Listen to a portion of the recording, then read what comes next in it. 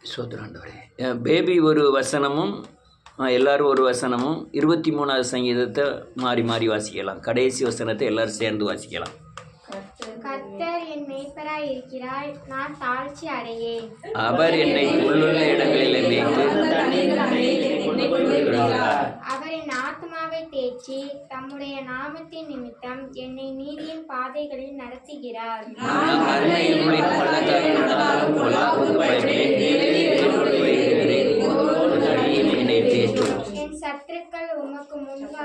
என் சத்துருக்களுக்கு முன்பாக நீர் எனக்கு ஒரு பந்தியை ஆயத்தப்படுத்தி என் தலையை எண்ணெயினால் அபிஷேகம் பண்ணுகிறீர்.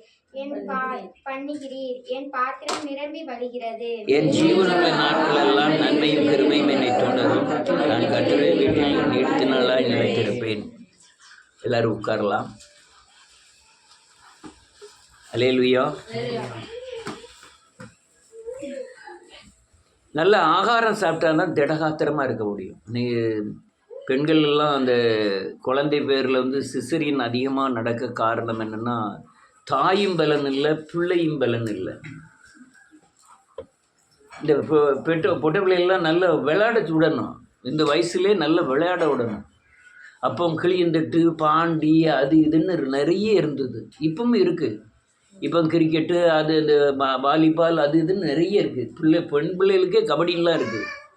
நல்லா விளையாடணும். ஆமேன். நல்லா சாப்பிடணும். அந்த திடகாத்திரம் தான் உங்களுக்கு குழந்தை பிறக்கும்போது உங்களுக்கு பலன் தரும். இதை பொத்தி பொத்தி வளர்த்துட்டு நம்ம குழந்தை பிறக்கும்போது அந்த பலன் இல்லாததுனால எல்லாம் எங்கே பார்த்தாலும் சிசரியன்ஸ். அல்லேலூயா. ஒரு பலனை நீங்கள் நான் சின்ன பிள்ளையாலாம் இருக்கும்போது ஒரு பெண்ணோ ஆணோ பயங்கரமாக வேலை செய்வாங்க. வேலை செஞ்சு அங்கன படுத்திருப்பாங்க. நீங்கள் பார்த்துருக்கீங்களா தெரியல. அங்கே ஒரு மரம் இருந்ததுன்னா அங்கே ஒரு 2 ஆள் படுத்திருக்கும். அங்கே போனால் அங்கே ஒரு மாமரத்தில் ஒரு ஆள் படுத்திருக்கும். ஒரு வேப்ப மரத்தில் 2 ஆள் படுத்திருக்கும். உறங்கிட்டு இருப்பாங்க பகலில். ஆட்கள்லாம் அப்படி போவாங்க வருவாங்க. ஒரு ஆள் ஐயா தண்ணி தாகம் எடுக்கு, கொஞ்சம் தண்ணி தாங்கன்னு கேட்பாங்க. உடனே ஒரு செம்பு இவ்வளோ பெரிய செம்பு நிறைய கொண்டு போய் அவங்க கையில் ஊற்றணும். அது சரி கொடுக்காங்கன்னு சொல்லணும். அப்போ ஊற்றுவாங்க. கையெல்லாம் கழுவிட்டு ஊற்றுவாங்க. அந்த செம்பு தண்ணியை பூரா குடிச்சிருவாங்க. இது ஒரு செம்பு தண்ணி. நீ 1 லிட்டர் சொல்லலை, அந்த செம்பு 2 லிட்டர் பிடிக்கும். அந்த 2 லிட்டர் தண்ணி அந்த ஒரு ஆள் இந்த கையை வச்சுக்கிட்டு ஒரு தண்ணி கீழே விடாமல் அவ்வளோத்தையும் குடிச்சிருவாங்க. அல்லேலூயா. சாப்பாடுக்காக வேண்டாம், தூக்கு போனி தான். தூக்கு போனின்னா அது ஒரு பெரிய அண்டா. அதுவும் பித்தாளை தூக்கு போனி.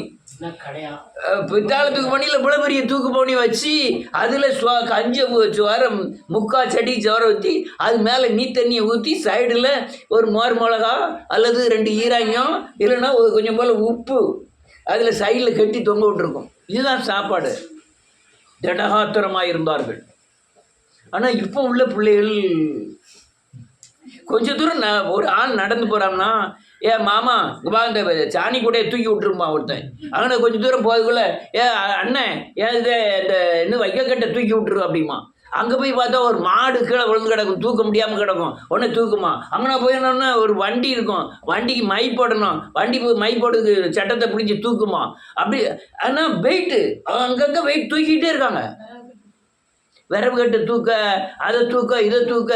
ஒரு பெண்ணு விடியால எந்திரிச்ச உடனே பார்த்தீங்கன்னா வீடு தொளிக்க தூக்க முத்தம் பார்த்தோன்னா பெரிய முத்தமாக இருக்கும். அவ்வளவு சாணியை கரைச்சி தொளிச்சு முத்தங்கள்லாம் தூத்து கோலம் போட்டு அதுக்கப்புறம் பாத்திரம்லாம் வெளியே போட்டு தான் தேய்க்கணும். அவ்வளவு இப்போ நல்லி திருக்குனா தண்ணி. அப்போ அதெல்லாம் கிடையாது. தண்ணியை முத்தத்தில் கொண்டு போய் வச்சு பாத்திரம்லாம் கொண்டு போய் வச்சு அவ்வளோத்தையும் தேய்ச்சி அப்பா பயங்கர வேலை. இதில் பெரிய பிரச்சனை என்னன்னா, ராத்திரி வரையும் வேலை செஞ்சிருப்பான். நாளைக்கு என்னென்ன வேலைன்னு லிஸ்ட்டு போடுவாங்க. பார்த்துருக்கீங்களா? அப்படியே காலம் லிஸ்ட்டு போடுவாங்க. கதிரருக்கு வந்துடணும். ஆனால் அவ்வளவு சாப்பாடு சாப்பிட்டாங்க. மீன் இப்போ வேலையும் இல்லை, சாப்பாடும் இல்லை. 2 இட்லி எத்தனை இட்லி சாப்பிடுத? ஒரு இட்லி. இன்னும் காலேஜ் பிள்ளைலாம் குண்டாயிருப்படாதான், அதனால ஸ்லிம்மாக இருக்கணுமா, அதனால 2 இட்லி, ஒரு இட்லி மேலே வயிற்ற கட்டிடுது. அதுக்கப்புறம் பின்னால் போய் பாதிக்கு. அல்லேலூயா, அல்லேலூயா. நான் அதே மாதிரி ஆவிக்குரிய வாழ்க்கையில் தீவனம் சாப்பாடு ஆகாரம் சாப்பிடாம அநேக பிரச்சனைக்கு முக்குல உட்கார்ந்து என்ன செஞ்சுக்கிட்டு இருக்கான், ஓன்னு அழுதுகிட்டு இருக்கான். இப்படி பிசாசு விளாண்டுட்டானே, அவன் ஆப்ரேஷன் பண்ணுதான். ஒவ்வொரு ஆளையும் கீழே படுக்க போட்டு வயிற்ற கிளிக்க ஆப்ரேஷன் பண்ணுதான். ஐயா என்ன செய்யறதுன்னு தெரியல. யாருன்னா ஆகாரம் சாப்பிடல. ஆகாரம் சாப்பிட்டா தான் அந்த பிசாசை ஜெயிக்க முடியும். ஜெயிக்க முடியல.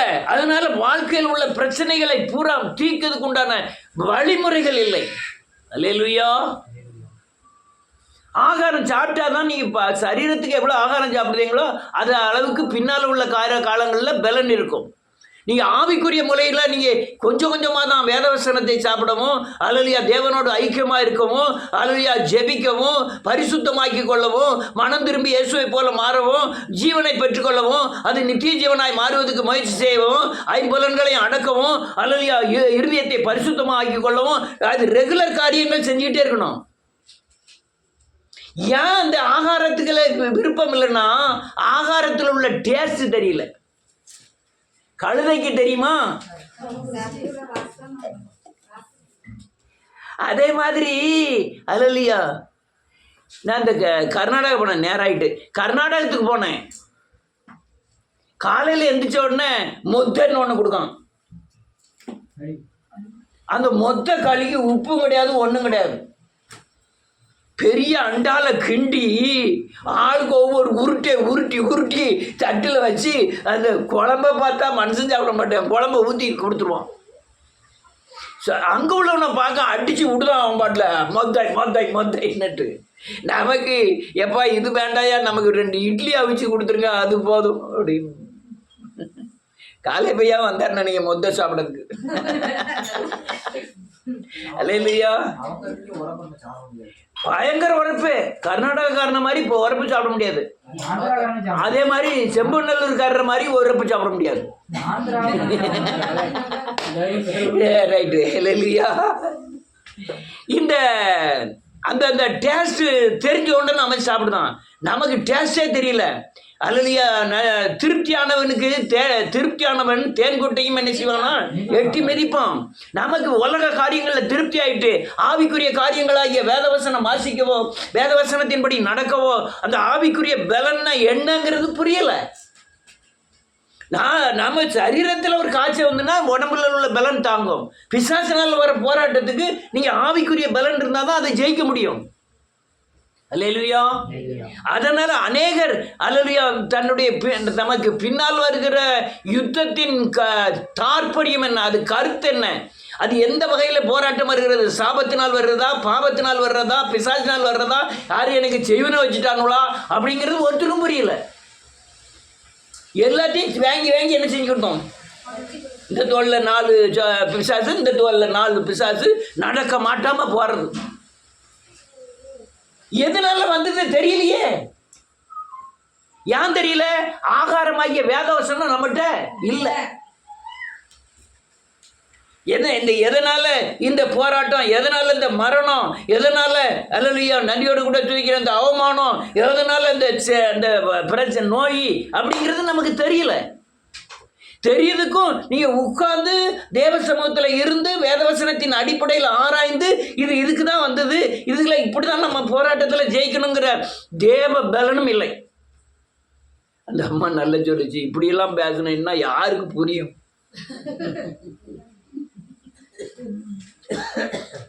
ஒரு அம்மா சொல்லுது, இப்படி சத்தியத்தை பேசணும்னா யாருக்கு புரியும்? ஆனால் இப்படி பேசிட்டா எந்த நோய் வந்தாலும் டாக்டர் உங்களுக்கு குணம் கொடுப்பார். எந்த நோய் வந்தாலும் சுலைமான்கிட்ட போகலாம். எந்த நோய் வந்தாலும் அது மைதீன்கிட்ட போகலாம். அதுக்கு நான் இல்லை. நான் இந்த சரீரத்தில் உள்ள வியாதிக்கு குணமாவதுக்கு டாக்டர் இருக்காங்க. உள்ள ஒரு மனுஷன் இருக்கான், அவன் வியாதிப்பட்டா எப்படி குணமாகணுங்கிறது தான் சத்தியம். அதை சொல்லதுக்கு தான் கிறிஸ்தவம். அல்லேலூயா. இப்போ பிரச்சனை என்னன்னா, அநேகருடைய இப்போ நமக்கு அல்லேலூயா எந்த நிலைமையில் மனோரம்யமாக இருக்க கற்றுக்கொண்டேன். எல்லா சூழ்நிலையும் சமாதானமாய் விடுதலையாய் பாதுகாப்பாக இருக்க கற்றுக்கொள்ளணும். உலகம் அழியும், அல்லேலூயா, உலகம் துக்கப்படும், நீ சந்தோஷமாக இருக்க கற்றுக்கொள்ளணும். இதுக்கு பாடம் இருக்கு, இதுக்கு சத்தியம் இருக்கு, இதுக்கு ஆவியான ஒரு ஆலோசனை இருக்கு. இதன்படி நடந்தால் தான் ஜெயிக்க முடியும். அல்லேலூயா. நான் சொல்ற கருத்து நீங்களே புரியுமில்ல, அங்கே கேட்குறவங்க யாரும் புரியும் தெரியல. ஒருத்தன் கமான் போட்டிருக்கான், நான் பேசுனது என்னன்னு தெரியாமல் அவன் என்ன எழுதியிருக்கான்னு எனக்கே தெரியல, அந்த அளவுக்கு அவன் எழுதியிருக்கான். நான் தயவு செய்து தமிழில் எழுதவும்னு போட்டிருக்கேன்.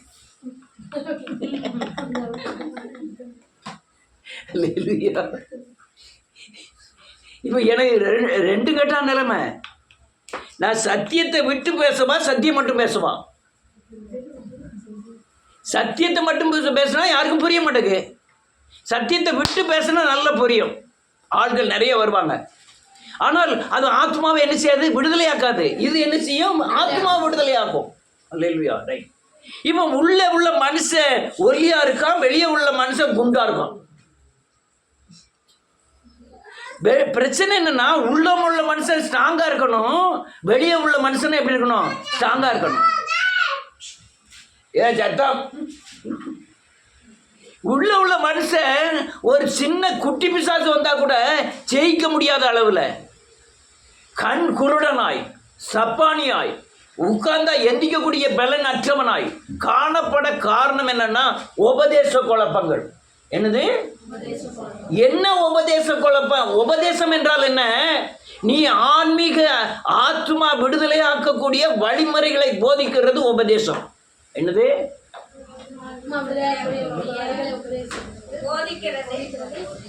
அறிவுறுத்துதல் உபதேசம்.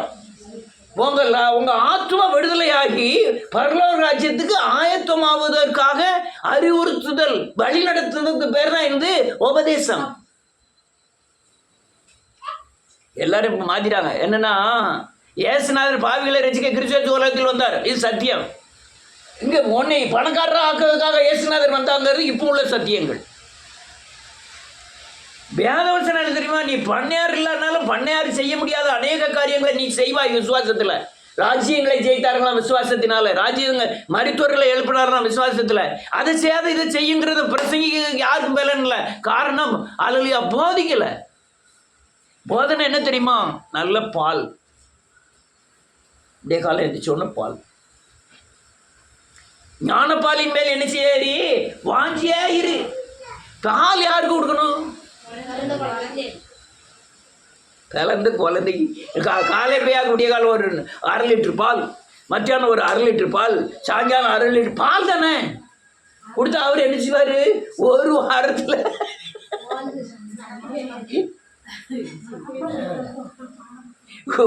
பால் தானே கொடுக்கும். பாலில் சத்து இருக்குல்ல.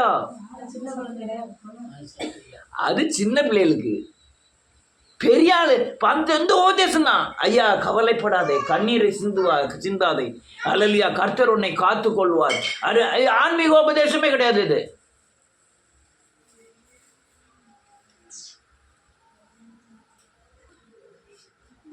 கிறிஸ்துவமே சிறந்த ஆன்மீகம்னு போட்டு அடிச்சிருந்தேன்.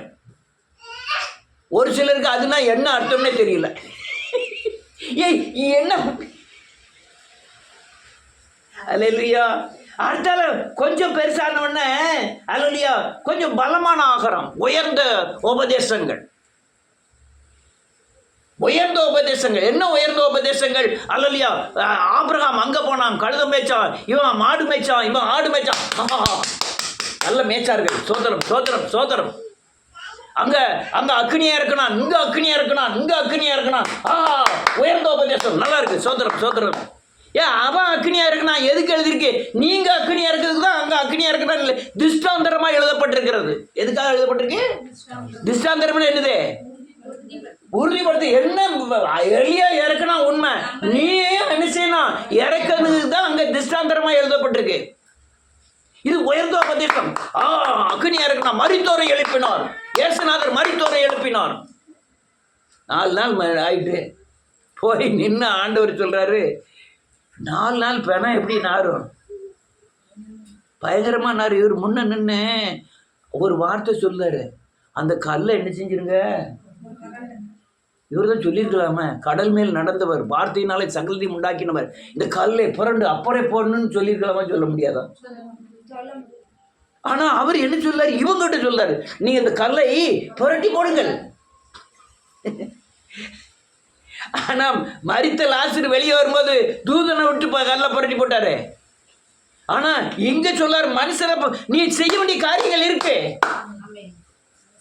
இப்ப என்ன ஆயிட்டு, நீங்க உபதேசம் என்ன, லாசருவை 4 நாள் எழுப்பினார், நீ கல்லெல்லாம் என்ன செய்ய வேண்டாம், நீ தொற்றாத. ஆண்டவர் மந்திர காலம் மாதிரி எல்லாம் புரண்டுரும். இது என்னையா உபதேசம், உயர்ந்த உபதேசம். இதுல வேற சத்தியத்தின் ஆழத்திலே நடத்தினார் இந்த ஊழியர். அடுத்தால அலலியா தேன், கண்மலையின் தேனினால் உன்னை என்ன செய்வாராம், போஷிப்பார். என்ன தேன்? என்ன தேன்? கண்மலை கிறிஸ்து. தேன் உபதேசம் என்னது? நல்ல இனிப்பா இருக்கும், நல்ல இனிப்பான உபதேசம். கவலைப்படாதே, கண்ணீரை உன் கண்ணை குத்துவார், கண்ணீரை துடைப்பார். நீ வஸ்திரத்தை குறித்தும் இருக்கிற இடத்தை குறித்தும் கவலைப்படாதே. உன்னை மேலாக்குவார், என்னை கீழாக்குவார், உன்னை பண்ணையாராக்குவார். உன் பாக்கெட்டுக்குள்ளே ரூபா வரும், உன் பேங்க் அக்கௌண்ட்டில் பணம் வரும். அல்லையா, உன் பல்லு பூரம் தங்க பல்லாகும். உன் மானத்தின் பலகணிகளை திறந்த தேவன் உன்னை ஆசீர்வதிப்பார், உன்னை மேன்மைப்படுத்துவார். சகல ஜனங்களில் உன்னை ஆசீர்வதிப்பார். நீ மேன்மையாக இருப்பாய். நீ வாழாக்காமல் தலையாக்குவார், கீழாக்காமல் மேலாக்குவார். நீ ஜனங்களிலே எல்லா ஜனங்களிலும் உயர்ந்திருப்பாய். பிச்சை எடுத்துக்கிட்டு இருப்பான். என்ன உபதேசம் கேட்கறதுக்கு எப்படி இருக்கும்?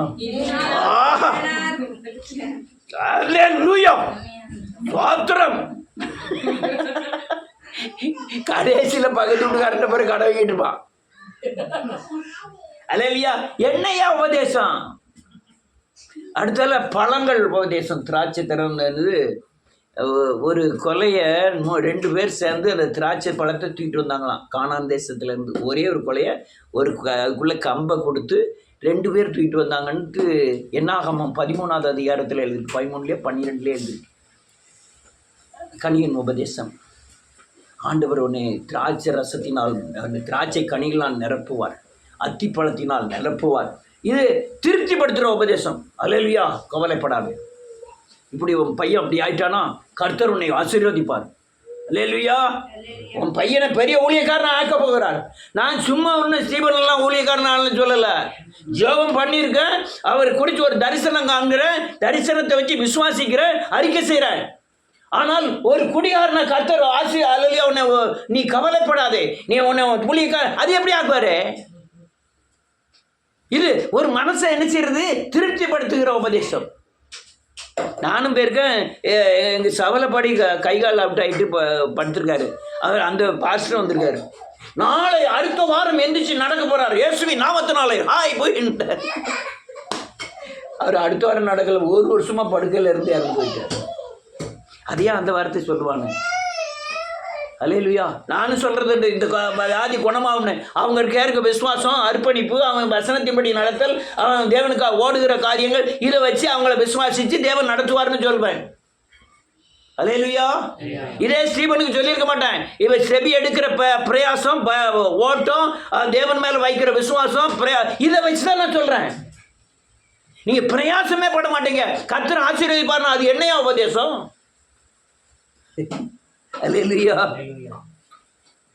நீங்க பிரயாச ஆபிரகாமை பரப்பிட்டு வாழ்ந்தாரு, உன்னை பெரிய ஜாதியாக்குவான், ராஜாக்கள் தோன்றுவார்கள். ஆனா என்ன 25 வருஷம் காடு மேடுன்னு பரதேசியா அலையா விட்டுட்டாரு கர்த்தர். தெரியுமா உங்களுக்கு? ஒன்று சந்ததி வருவார்னு சொல்றாரு, பரதேசின்னு எழுதிருக்கு. பரதேசியா அலைந்தான், வீடு வீடு எல்லாத்தையும் விட்டுட்டு வெளியே வந்துட்டாரு. அர்ப்பணிப்பு இல்லாம, கிரியைகள் இல்லை, தேவனுக்காய் பிரயாசப்படாம ஓடாம ஒன்றும் கிடைக்க போறதில்ல. அல்லேலூயா. இந்த உபதேசங்கள் தான் உலகம் பூரா நிறைஞ்சிட்டு இருக்கு. உலகம் பூரா நிறைஞ்சிருக்கு. ஆத்மாவே இல்லை, உங்க அல்லேலூயா இருதயத்தை சந்தோஷப்படுத்தக்கூடிய அநேக காரியங்களை செஞ்சிட்டு இருக்காங்க. அல்லேலூயா. நீ சத்துருவை ஜெயிக்கணும், அப்பதான் ஆசீர்வதிக்கப்பட முடியும். சத்துருவை ஜெயிக்கணும், அப்பதான் பாதுகாக்கப்பட முடியும்.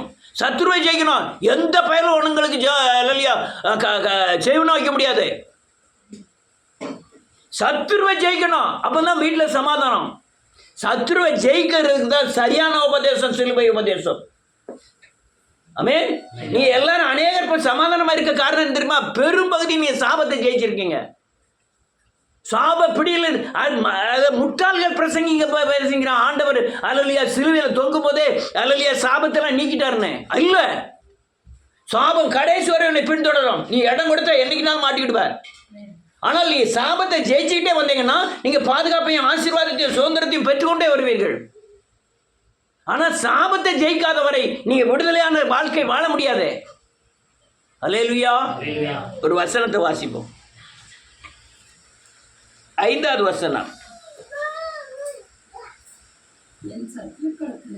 என்னது?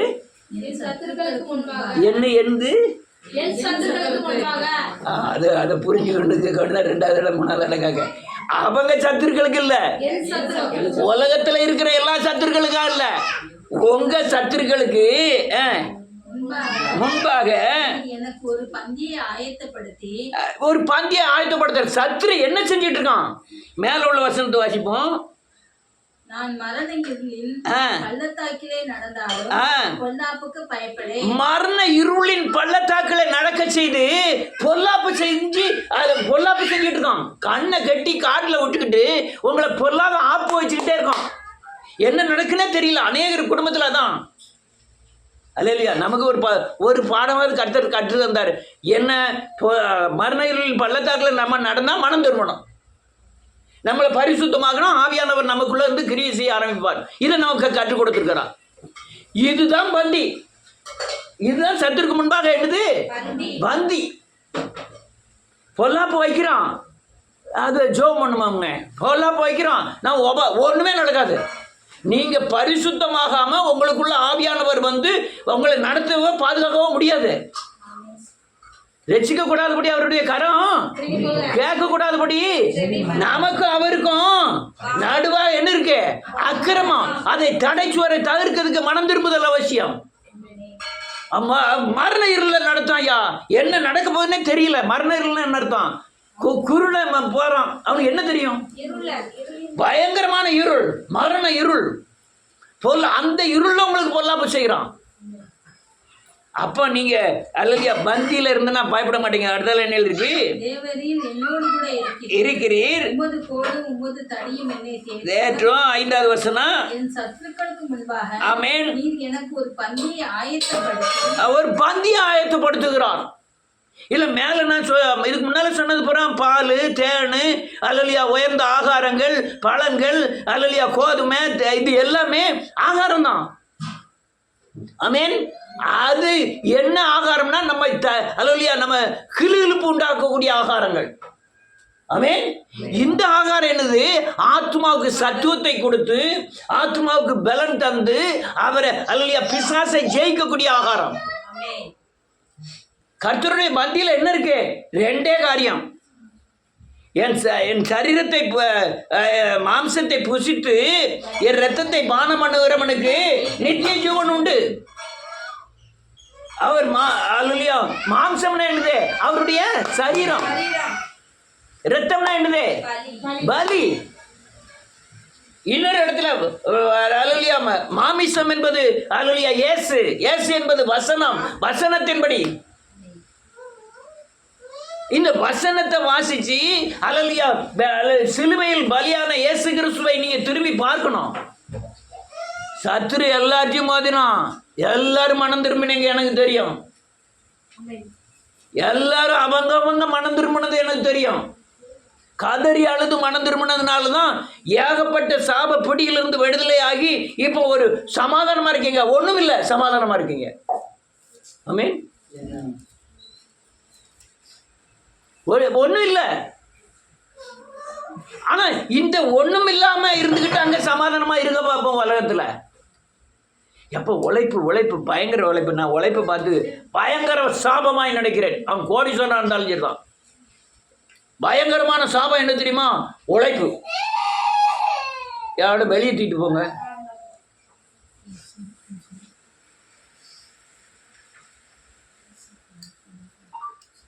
அல்லேலூயா.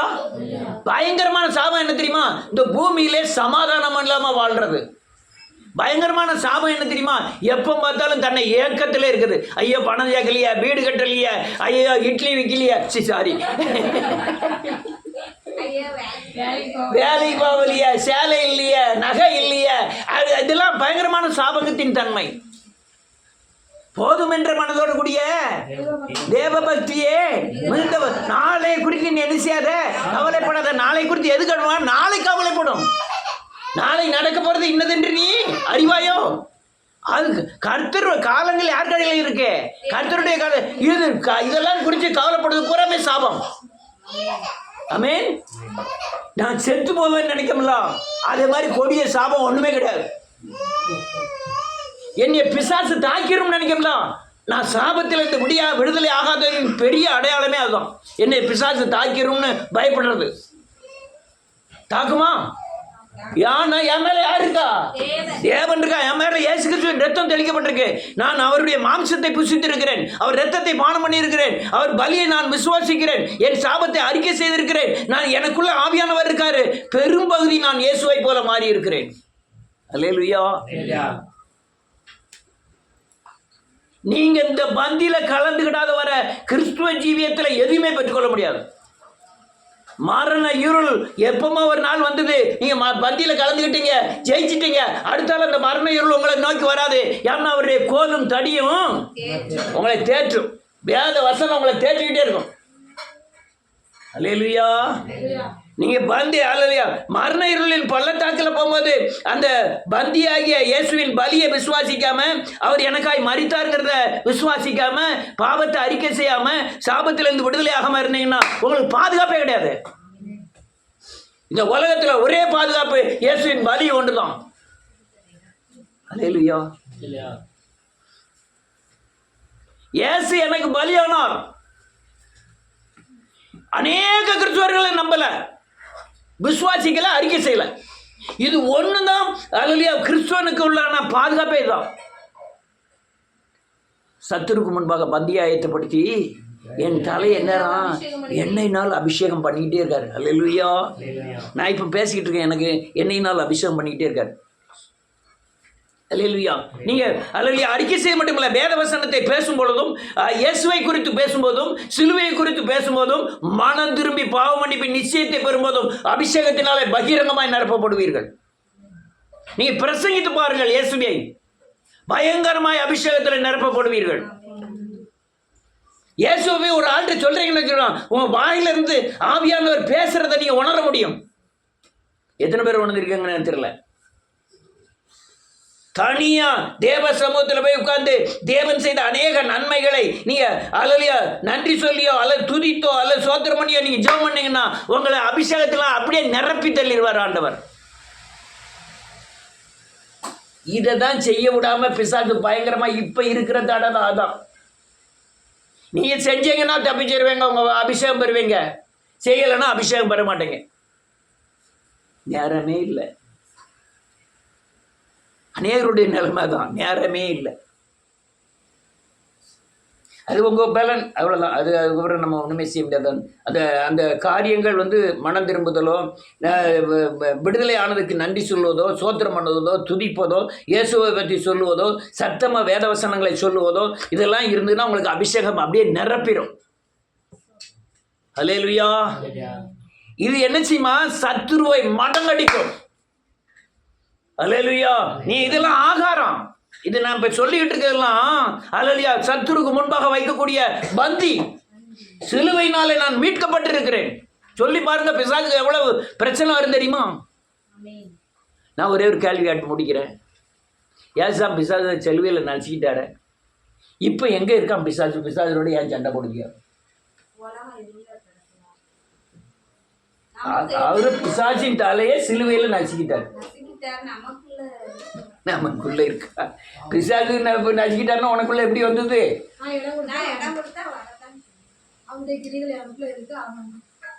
அவருக்கு அதே சொல்லிட்டு முடிக்கிறேன். எங்க ஊர்ல ஏகப்பட்ட பூனை வளர்த்தாங்க. பூனை அடிக்கடி குட்டி போடும். இந்த குட்டி போய் எலியை பிடிக்க வச்சாரு. எலியை கண்டுன்னா பயப்படும். உடனே இந்த பூனை நினைக்கும், இது என்ன இது நமக்கு பிறந்த குட்டி எலியை பிடிக்க மாட்டேக்கு, மீன் தண்ணிக்குள்ளே தான் பிறக்கு, தண்ணிக்குள்ளே உடனே பிறந்த உடனே நீச்சல் அடிச்சுட்டு போயிடும். நீங்கள் இந்த ஒட்டகச்சிவிங்கி ஒட்டகம்லாம் யார் பார்த்துருக்கீங்களா? அது குட்டி போடுறத பார்த்துருக்கீங்களா? பார்க்கல. யானை குட்டி போடுறத பார்த்துருக்கீங்களா? நான் வீடியோவில் பார்த்துருக்கேன். இந்த ஒட்டகச்சிங்கிலாம் இவ்வளோ உயரம் இருக்குது. அது குட்டி, அது படுத்து குட்டி போடாது. மாடு கீடு ஆடு எல்லாமே படுத்து தான் குட்டி போடும். ஒட்டகச்சிங்கி மேலே நின்றுக்கிட்டே என்ன செஞ்சிடும், அவ்வளோ உயரத்துலேருந்து குட்டி பொத்துன்னு விழுது. விழுந்து கொஞ்சம் நேரம் கழிச்சு இந்த பின்னத்திங்காட்டி ஒரு எத்து விழும் பார்க்கணும். தான் குட்டியை டபார்னு ஒரு ஏற்றிட்டுனா போதும், அந்த அன்னைக்கு எந்திரிச்சு ஓடும் பார்க்கணும். பட்ட ஒட்டகச்சிவிங்கெல்லாம் நேர காலை ஊனிக்கிட்டுலாம் தண்ணி குடிக்காது. 2 காலும் விரிச்சு வச்சுக்கிட்டு தான் தண்ணி குடிக்க முடியும். நேரம் வச்சுக்கிட்டுலாம் தரை எட்டாது. அதுக்கு மேலே உள்ளது எவ்வளோ நாளும் எட்டும், கீழே தரை எட்டாது. அப்பேற்பட்ட ஒட்டகச்சிவிங்கி ஒரு எத்தணும், டக்குன்னு எத்தனை உடனே எந்திரிச்சு ஓடும் பார்க்கணும். அப்படி ஓடுனா தான் அது மிருகத்திட்ட இருந்து தப்பிக்க முடியும். எது? குட்டி பிறந்த உடனே ஓடினா தான் தப்பிக்க முடியும். அதுக்கு அந்த காரியம். அதே மாதிரி பூனை பார்த்தீங்கன்னா அதுக்கு கடுவே பயங்கரமாக உறக்க வரும்.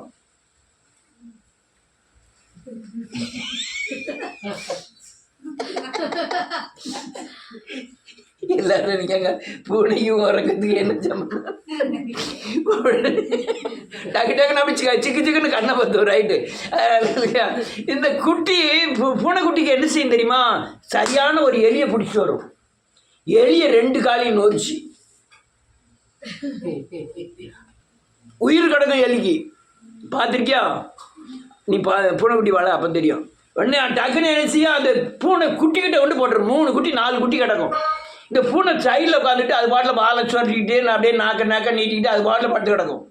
இந்த 4 எலி என்ன செய்யும் தெரியுமா? குட்டியும் அந்த பூனைக்குட்டி என்ன செய்யும், அந்த எலி என்ன செய்யும் தெரியுமா? தூக்கி போட்டு விளையாடும். விளையாண்டு கொஞ்சம் கொஞ்சமாக கடிச்சு இவாள் அங்கே தாய் பூனை நினச்சி அங்கே உட்காந்து பார்த்துக்கிட்டே இருப்பாவோ. ஓடாமல் எங்கே போடுறது பார்த்துக்கிட்டே இருப்போம். இது கொஞ்சம் நொறிஞ்ச காலோட அங்கங்கே இப்படி குடுக்குன்னு ஓடும். ஓடி போய் டப்புன்னு அடிக்கும். அடிச்சு பொண்ணு பரபரன்னு இழுத்துட்டு வரும். பிறகு ஓடும், பொண்ணு இழுத்துட்டு வரும். ஓடு அது எதுக்கு சொன்னேன்? பிசாசு கை காலெல்லாம் என்ன செஞ்சுட்டாரு? நொறிச்சிட்டாரு.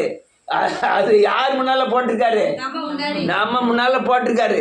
நான் என்ன நினைக்கேன், அந்த எலிக்கு அந்த பூனைக்குட்டி பயந்தது மாதிரி பிசாசுக்கு என்ன செஞ்சுக்கிட்டு இருக்கேன்? பிசாசு தலையை அவர் ஏற்கனவே செஞ்சுட்டாரு. காலு கொஞ்சம் நடக்க முடியாம ஓடிக்கிட்டு கிடக்கு. நம்ம பிசாசுக்கு பயந்துகிட்டு இருக்கோம், அந்த பூனை எலிக்கு பயந்த மாதிரி. அல்லேலூயா. சத்துருக்கு முன்பாக அவர் பந்தியை ஆயத்தப்படுத்தி உன் தலையை என்ன செய்யறாராம்? எண்ணெயினால் அபிஷேகம் பண்ணுகிறார். என் பாத்திரம் அப்படியே நிரம்பி ஒழிது. இதுதான் நீங்க சத்துருவை ஜெயிக்கிறதுக்கு உண்டான அடையாளம். ஏன் உங்களால ஜெபம் பண்ண முடியல? சத்துருவை நீங்க ஜெயிக்கல. ஏன் தனியா தேவனை வேத வசனத்தை வாசிக்க முடியல? தனியா ஜெபம் பண்ண முடியல? மனம் திரும்ப முடியல? தேவனை துதிக்க முடியல? நீங்க சரியான மனம் திரும்பி பிசாசை இன்னும் ஜெயிக்கல. உன் வீட்டு வாசற்படியில் காத்திருக்கான். எப்ப அல்லேலூயா நீங்க ஜெயிச்சதுன்னு அடையாளம்? சத்துருக்கு முன்பாக பந்தி ஆயத்தப்படுத்தி என் தலையை, அதுதான் அடையாளம். உங்க மேல அபிஷேகம் இருந்துன்னா பிசாசுக்கு என்ன செய்ய வேண்டும்? பயப்பட மாட்டீங்க. ஆமென். பந்தியில சரியானபடி சாப்பிடணும். அப்படின்னா என்ன அர்த்தம்? அவர் மாம்சத்தை புசித்து ரத்தத்தை என்ன செய்யணும்? சரியானபடி மனம் திரும்பி எனக்காய் பலியானார்னு சொல்லி அறிக்கை செய்து நம்முடைய அவர் ரத்தத்தை பானம் பண்ணணும். ரத்தத்தினால் கழுவப்படணும். அதுக்கப்புறம் உள்ள நான் வாசி முடிக்கிறேன், நேரம் ஆயிட்டு. கடைசி வசனம், பண்ணுகிறீர் நிரம்பி வழிகிறது. நல்ல காலங்க. இந்த ஜீவன் எங்க வரை இன்னைக்கு? நேரம் இல்லை, இங்க இருக்கிறது இல்ல. நீ 1000 வருட அரசாட்சி வரை வேதம் சொல்லுங்க, ஜீவனை பெறுகிறோம். சொல்லுங்க, கிறிஸ்துவை பெறுவது ஜீவனை பெறுகிறோம். அது இங்க வச்ச பரிபூர்ண பட்டு நித்திய ஜீவனாய் மாறும்.